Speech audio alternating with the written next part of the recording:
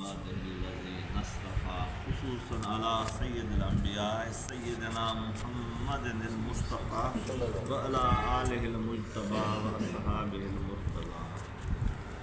بسم الله الرحمن الرحيم. ولذكر الله أكبر. إن الله وملائكته يصلون على النبي يا أيها الذين آمنوا صلوا عليه وسلموا تسليما. صل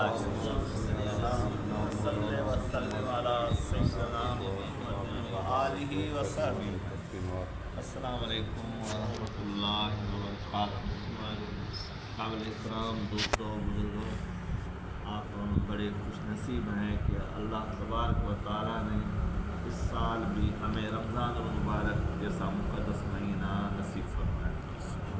یہ گنہگاروں کے گناہوں کے بخشوانے اور نیکیاں حاصل کرنے اور اللہ کی رحمت اور بخشش اور جہنم سے رہائی کے لیے ہمارے لیے سیزن کا مہینہ، جیسا کہ حضرت صلی اللہ علیہ وسلم نے ارشاد فرمایا اولہ رحمہ و اوسطہ مغفرہ و آخرہ عتق من النار.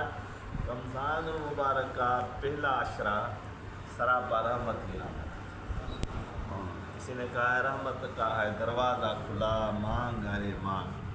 رحمت کا ہے دروازہ کھلا مانگ ارے مانگ. کرم ان کا دیتا ہے صدا مانگ ارے مانگ. کرم ان کا دیتا ہے صدا مانگ ارے مانگ. اور درمیانی عشرہ بخشش و مغفرت کا ہے. بغیر توبہ کے بھی اللہ تعالیٰ ہم جیسے گناہ گاروں کو بخش دیتا ہے. اپنے شان کریمی اور آپ اپنے فضل و کرم کا اظہار کرتے ہوئے ہمیں بغیر توبہ کی معاف فرما دیتا ہے. اور آخری عشرے میں جو جہنمی لکھے جا چکے ہیں گناہوں کی وجہ سے، اعمال بد کی وجہ سے، بد کرداری کی وجہ سے، اللہ ان کو جہنم سے رہائی کا اعلان، جہنم سے آزادی کا اعلان، اس کا شان کریمی ہے. تو تمام اعمال کی روح جو ہے، نماز ہو، روزہ ہو، حج ہو، زکوٰۃ ہو، صدقات ہو، خیرات، سب کی روح جو ہے وہ اللہ تعالیٰ کا ذکر ہے. بندے کا جب یہ تصور پختہ ہو جائے کہ ہر لمحے، ہر ساتھ، ہر گھڑی اللہ تعالیٰ کا تصور اس کے پیش نظر رہے، اپنے کو یوں محسوس کریں کہ مجھے اللہ دیکھ رہا ہے.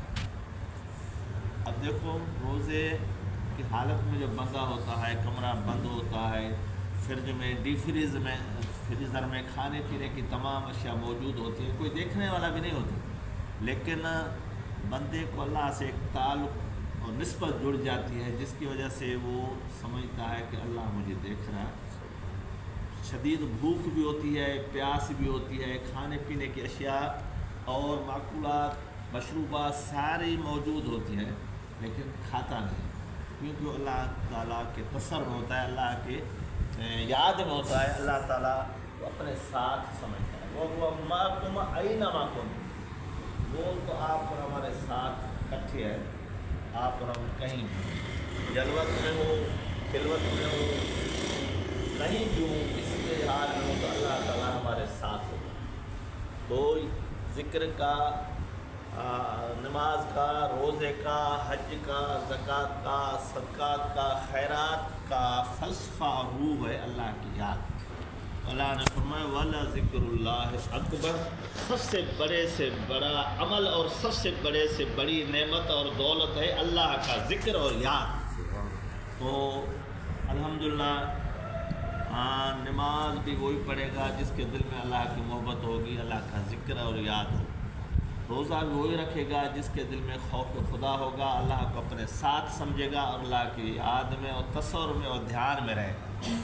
حج و زکوٰۃ بھی وہی کرے گا جس کو اللہ تعالیٰ کا تعلق ہوگا، محبت ہوگی، اللہ تعالیٰ کی یاد ہوگی. تو وہ مال ملکت خرچ کر کے، سفر کی صعوبتیں برداشت کر کے وہ فریض حج پہ جائے گا. تو تمام اعمال کی روح اور جان کیا ہے؟ اللہ کا ذکر.